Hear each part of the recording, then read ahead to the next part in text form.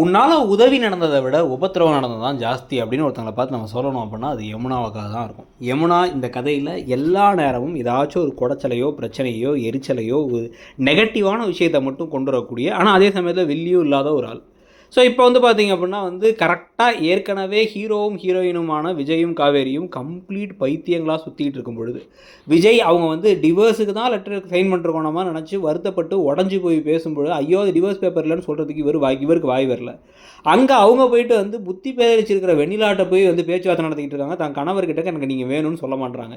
இந்த பைத்தியக்காரத்தனத்துக்கு நடுவில் இப்போ வந்து இது ஒரு கான்ட்ராக்ட் மேரேஜ்னு தான் வாழ்க்கைக்கும் பெரிய ஆப்பு வந்துடும் வந்து யமுனா புலம்ப.